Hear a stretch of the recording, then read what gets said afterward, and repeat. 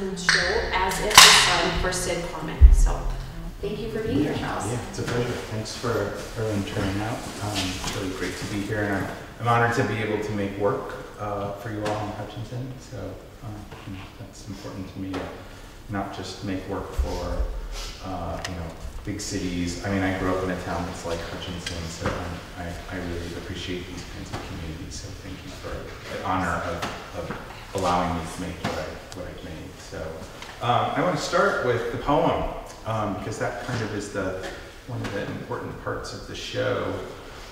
Sid Corman was kind of a beat poet, and started a really important, I won't go on and on about Sid, but I just want to acknowledge him as another artist.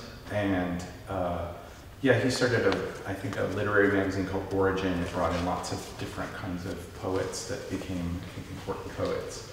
But when I was a young artist, in my early 20s, I went to the south of France to an art school for a semester. And the poet there, who was also an American, introduced me to Sid Corman's work. And they're very short poems. I think this poem has like 23 words in it. So they're not long, they're not cumbersome. Sometimes poems, you're like, oh, I have to go read this, right? And you're like, it's not like that. And so I'll read the poem. It's from his book, And the Word. And it doesn't have a title. To have a flower in the house, the dead blossoming, the last time, as if the sun came through the window, pirouetted here. So, so in terms of influences, there were a couple of things besides the poem. And the poem usually is the thing for my work that kind of anchors it. And I know that seems maybe strange that a visual artist would be using language, or that's a starting point. But for me, it affords me a really different way of thinking about trying to make something. I don't get stuck in other artists' business or looking like other artists' work. So I really try to use the poem as a kind of fulcrum, or a kind of a place to anchor the work in. So in terms of the other thing that anchors the work is the space itself. So when I came, when I applied to have an exhibition here, I looked online and I saw that, oh yeah, this is an interesting space, and I think I could make things in here. And not all spaces I can make work in because of the way the light works for my work. So when I was accepted, I was like, oh, I should definitely come visit. I visited twice and talked to Molly, who's on maternity leave right now. It's great to work with Molly. I hope she comes back and continues to do her work. And I came on, I think in both cases, it was sunny. And so I was like, oh, it's really sunny in this space. And so how am I gonna work with this sunshine? Because sunlight is a really different bird than just ambient light. So the other thing that I thought I would do, and in the past I've won Minnesota State Arts Board grants, and I thought, oh, I'll write a grant and maybe make a book, because I've made books for exhibitions.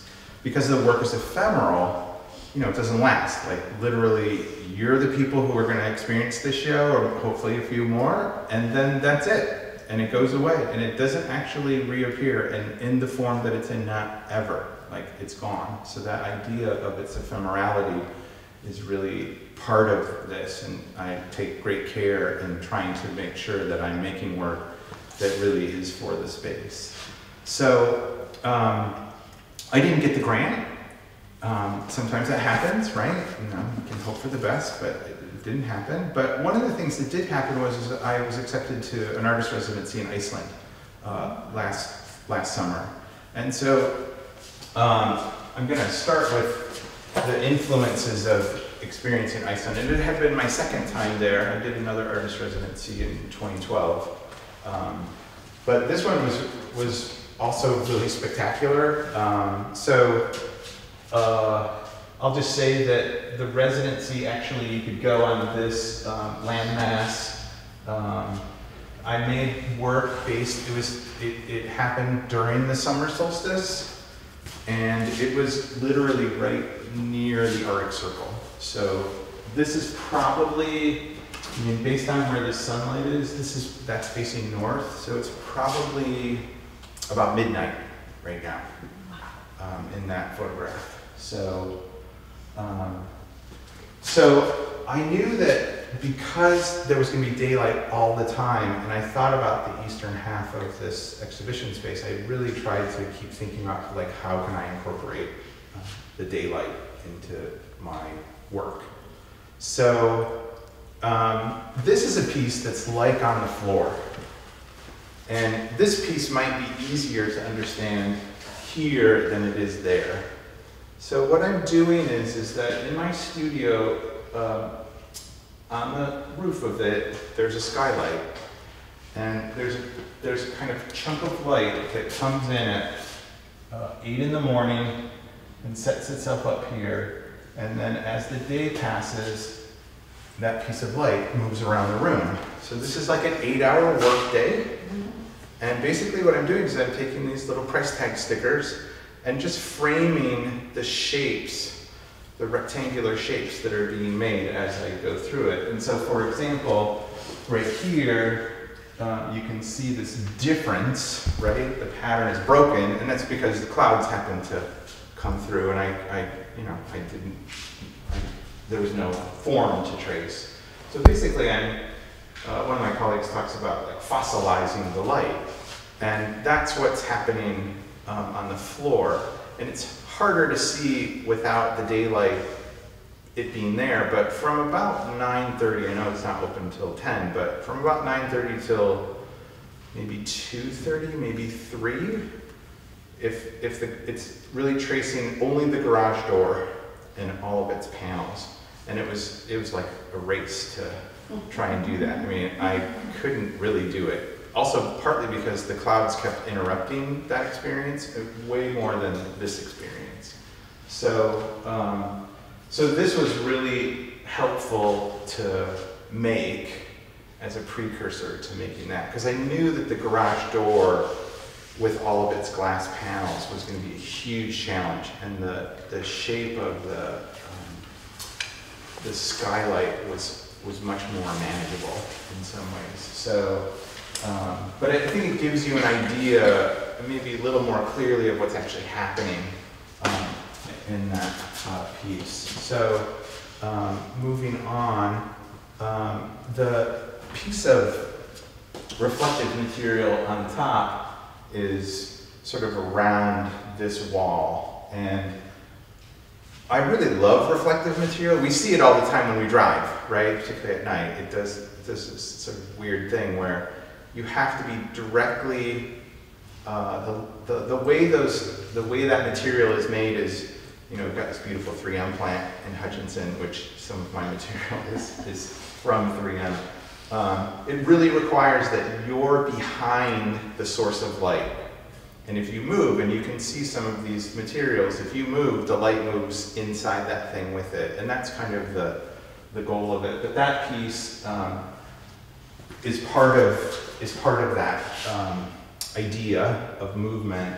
And then this work is, like, I don't know if I'll be able to make a piece quite like this because of the way the light functions in that room. So this is facing, I think, south, and it has a tiny window at the top. And I noticed a piece of light on the floor, and so I just interrupted that piece of light with the sequence fabric. So the chair piece over there is supposed to do something similar, and I don't think it will do quite that, but you have to come in the morning when it's sunny and see what happens. Because when I built this work, it wasn't very sunny. So I don't actually know what it does. So that title, though, here's the thing, is that the title of the show really helped me be okay with that. Because that idea as if the sun, right? The speculative quality of that was part of like being like, okay, just have faith that it will happen, and at some point during this time span, that light is going to show up. And maybe it won't do something quite like that, but it should do something. Like, one of the things that I really loved when I came and visited the 2 times was the tin roof. Like that, I mean, the tin ceiling, like that's so beautiful.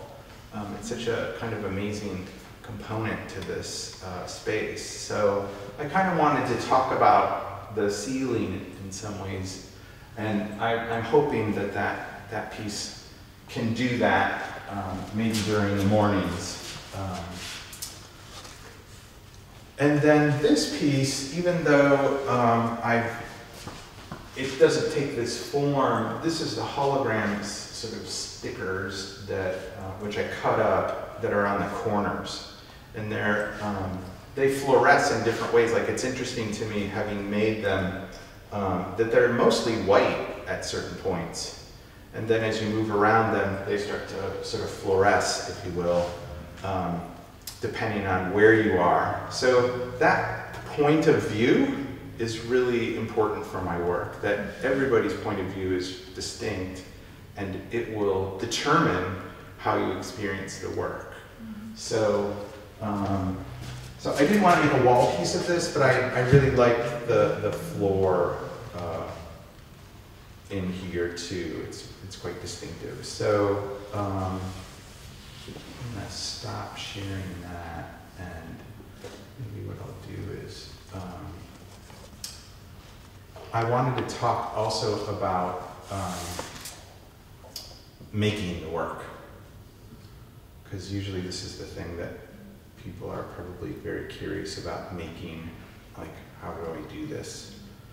So this is about, I want to say, this piece is mostly done, but I still haven't finished this bit yet, up in the upper left corner.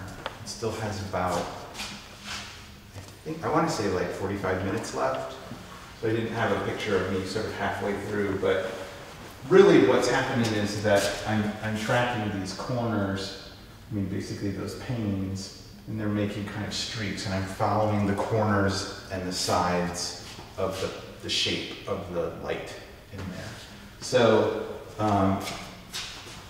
this was probably the thing that gave me the most trouble, was not knowing if the light was going to show up enough. Like, I kept like, go away clouds. Come on, let me make this piece. And then instead of having these rolls, I moved them over here across and laid them out. And I really liked how that they made the red on the ceiling. I was like, that could work really nicely. But by the time I left that night, I knew that those probably wouldn't be in the show. For whatever reason, I just kind of trusted myself that that was not something that was going to stay in the show. I mean, look at that. Like, I know my camera probably oversaturates the colors a little, but I was like, wow, okay, that is electric. And part of my thinking about it is that the east wall was pretty quiet, and I didn't want the show to be overwhelmed by what was in the middle. And so I think by the time I went to bed that night, I was like, this is too loud, and it's going to overwhelm the rest of the show. So I, in the morning, came back and rolled this up and took it out of the show. And one of the things that I think is important, I think as an artist in particular, and as an audience member, I'm an audience member too. I see lots of art, and I probably interrogate it in the same way that you all interrogate other people's work. But one of the things that I've been reading with my students is this essay by Susan Sontag, who wrote this great essay called Against Interpretation in 1964, of all time, right? Like, wow, that seems like a long time ago. And one of the things that she says is that it's really problematic for us as viewers and potentially critics to look at art, to excavate the art, to find meaning. And that idea of searching for a meaning, she thinks, sort of destroys the work. Like, as you excavate the work, you're actually partially destroying what it is that's there, because you're creating a new lens by which to look at the work.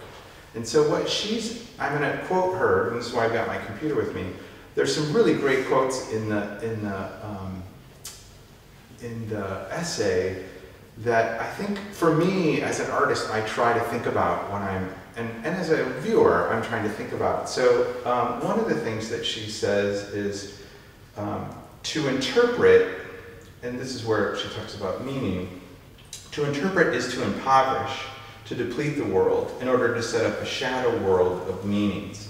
And then she goes on to say, interpretation, makes art into an article of use. So art becomes this tool that we use for arrangement into mental schemes of categories, right? So she's saying that we intellectualize it, right? For our own use, right?